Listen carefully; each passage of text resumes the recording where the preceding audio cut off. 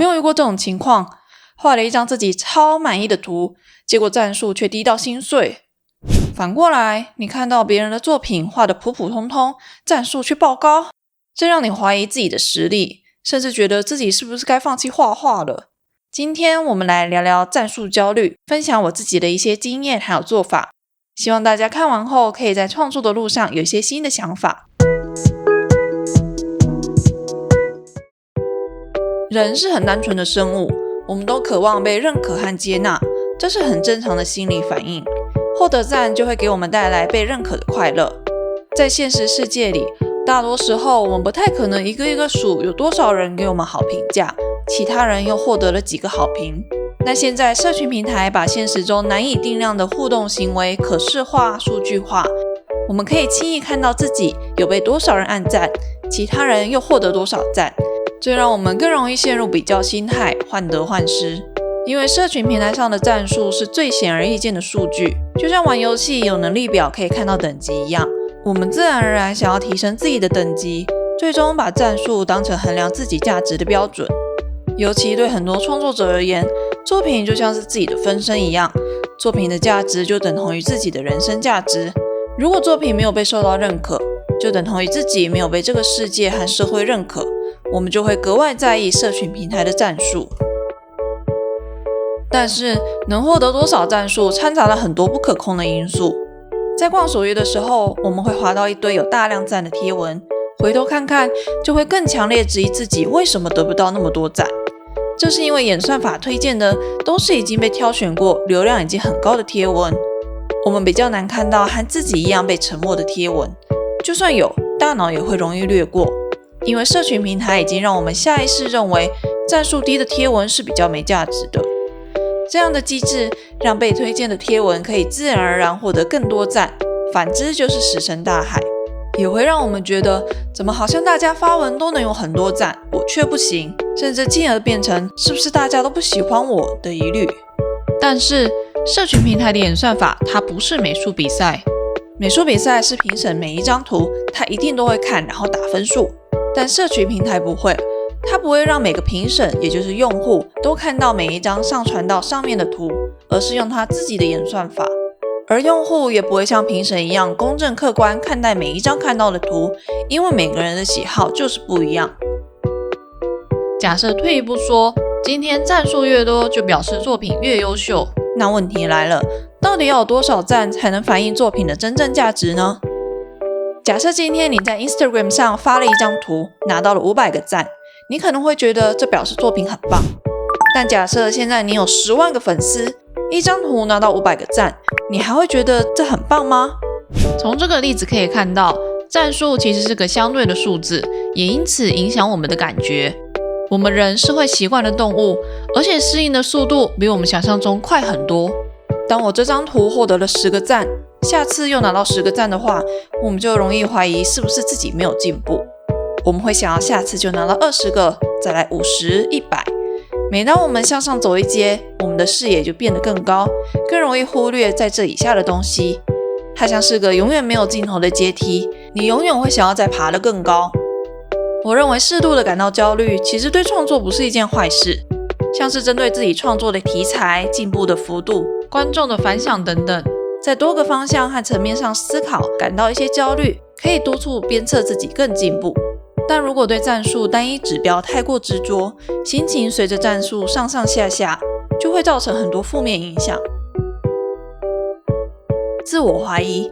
看到自己战术低，我们可能会开始怀疑是不是我的技术不行，是不是画风不行。有一些焦虑是好的，但如果严重到自我怀疑，可能会开始害怕提笔画图，又觉得自己技术都无法进步，陷入恶性循环。或是逼迫自己改变方向，让自己身心俱疲，甚至连接到自我价值，认为自己的作品没有拿到足够多的赞，人生就没有价值和意义。思考和做法变得更极端，像是投入全部的身心到画图里，而荒废生活其他事情，这样非常危险。如果在画画这边没有获得自己预期的成功和收获，就会陷入一无所有的困境。尤其是心理健康和身体健康，如果这两个没有维持稳定状态，就像是未爆弹一样，随时都会爆炸。自暴自弃、自我毁灭。延续前面提到的自我怀疑，还有一种演变是自暴自弃，觉得没人喜欢我的作品，好啊，那我不画了。因为把战术等等这些看得太绝对，觉得没有人按赞就是没有人喜欢，而且未来也没有改变的可能，甚至不只针对创作，而是觉得没有人在乎自己。有时候这种心态有一点报复意味，虽然是自己选择放弃，但内心深处却认为自己的放弃会是创作界和观众的损失，用这样的报复心态来缓和自己深处的焦虑空虚感，最终放弃的其实只有自己一个人而已。嫉妒、抱怨，人会比较是再正常不过的事情，真正重要的是比较之后我们如何看待应对它。看到别人画得比我们好，比较健康的心态是去研究和学习对方怎么画，比较不健康的就会找各种自己认定的事实来贬低对方，来提高自己的地位。像是鸡蛋里挑骨头，觉得对方图有哪一小块画得不好，或是认为图不好看，只是对方朋友够多才有那么多赞，甚至直接开地图炮，觉得都是世人眼光品味不够，才看不懂自己的创作。嫉妒和抱怨会让我们太过专注在别人，而不是花时间思考自己如何变好。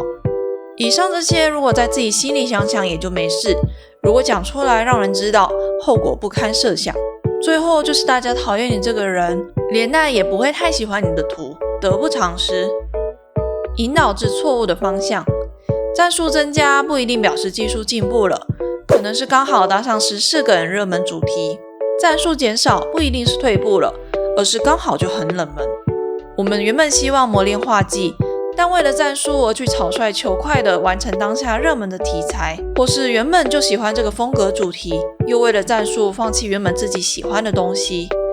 太过专注在战术的增减，可能会引导我们往原本不在意的方向钻牛角尖，偏离我们原本的目标和期望，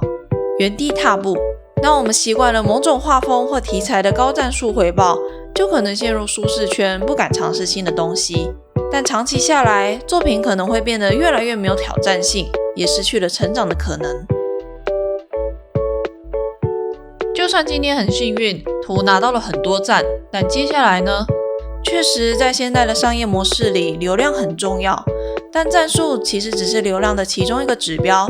而流量也只是能赚钱的其中一个可能性。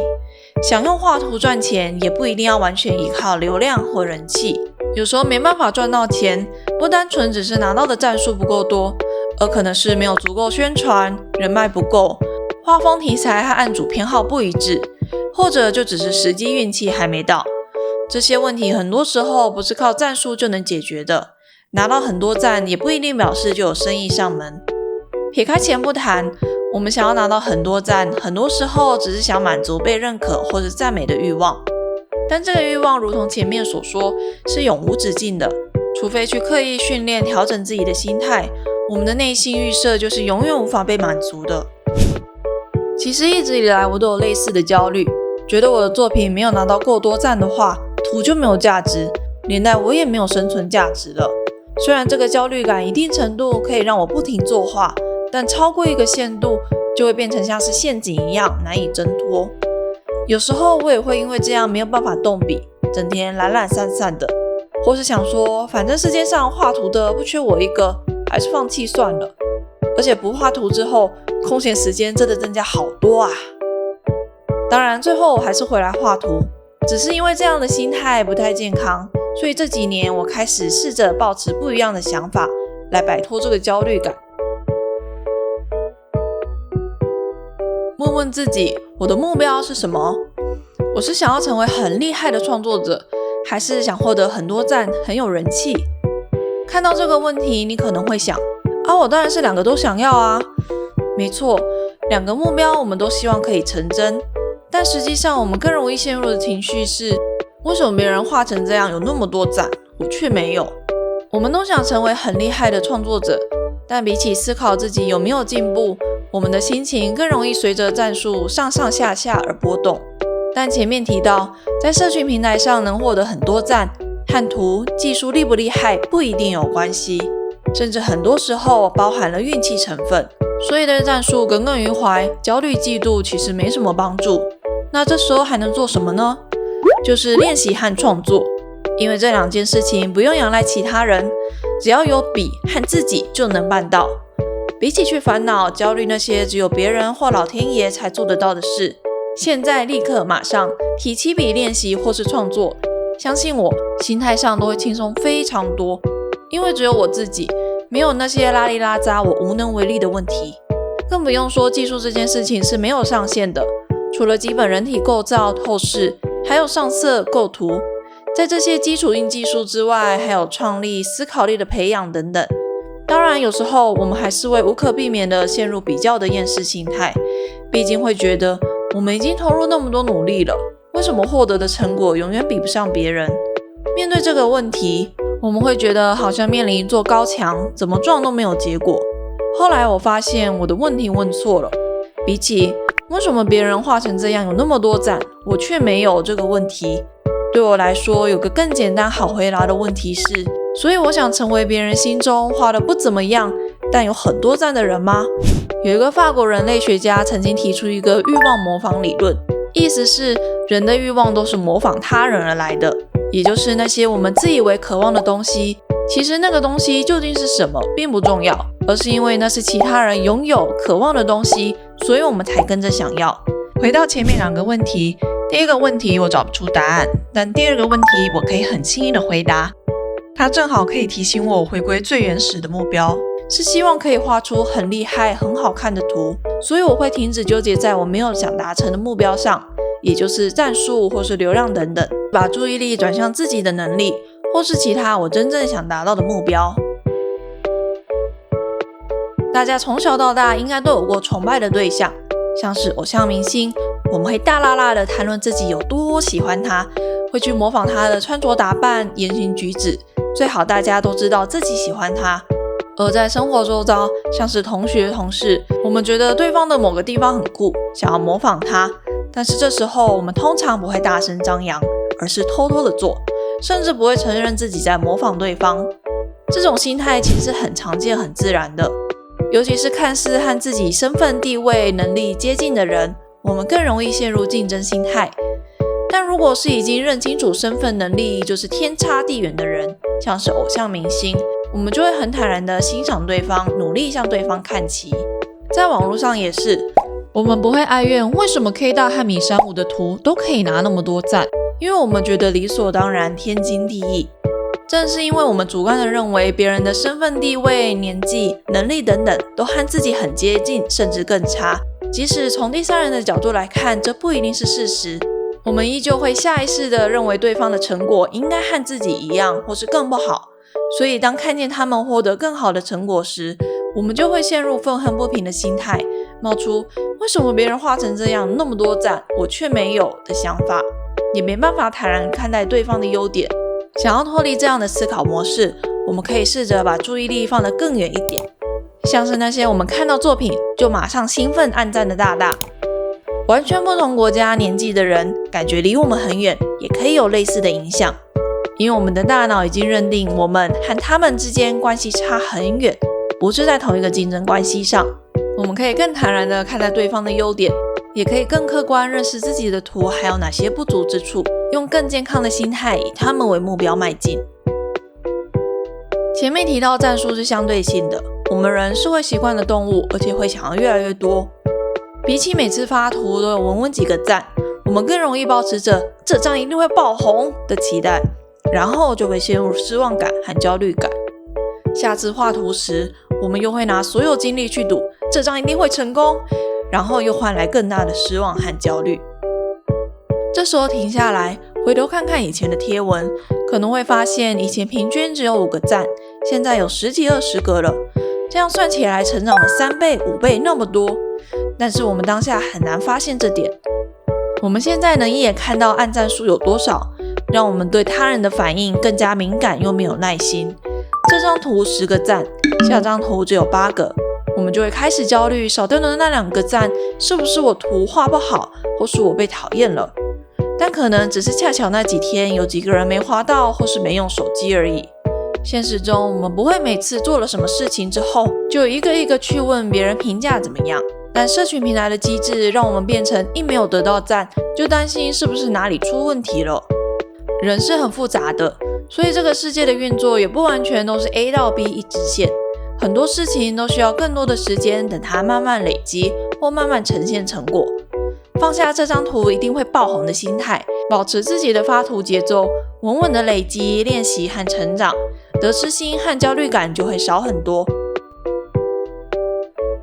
如同前面所说，社群平台它不是美术比赛，在上面获得的战术不是所有人都会客观的评分，也不完全代表作品的好坏。所以最好的方法就是不用战术去衡量自己的图的价值，这也是大多数人会推荐的方法。打开资料夹看看几年前的图，去观察自己有哪些进步，甚至可以丢给亲朋好友，让他们看看进步了多少。把比较的对象改为过去的自己，把比较的指标从战术改成技术的进步程度，也可以改成作品的数量、多元程度、完成度等等。或是制定计划，构思自己想要画的作品想法，要求自己每个月画几张图，或是参加活动。这些是战术没办法评估的标准，只要达到自己想做的规划就好。我们也可以舍弃任何可以拿来比较的事物，全心投入在自己喜欢的东西和题材，专注在和其他同好交流这件事情，让自己不去过度在意画工或是战术，享受单纯创作和分享的乐趣。看到其他太太产的同人图时，会觉得很兴奋，因为我们对这个主题的爱好超越对彼此战术和画工的比较心态。在这时候，其他同样题材的创作者会变成同好的共荣关系，而非潜在竞争关系，可以更纯粹享受创作以及欣赏他人创作的快乐。以上讲了那么多，这边我想强调的是，有想要被认可、赞美的欲望，或对战术感到焦虑，都是人类很自然会有的想法和行为，都是非常正常的。毕竟这些追根究底都是源自于人类的求生本能，要摆脱这些预设反应和思考模式，本来就是一件很困难的事。所以偶尔做不到或是陷入焦虑也不要紧，最重要的是意识到我们有这个问题存在，以及去思考我们后续该做什么来缓解这个焦虑，让大脑和内心学习摆脱这些预设的反应，让自己不会被这些负面情绪锁死自己想走的路，或者把自己推向万劫不复的深渊。那么今天就分享到这边，希望大家在创作过程中都可以更开心的走下去。喜欢的话也欢迎点赞订阅，那我们下次见咯，拜拜。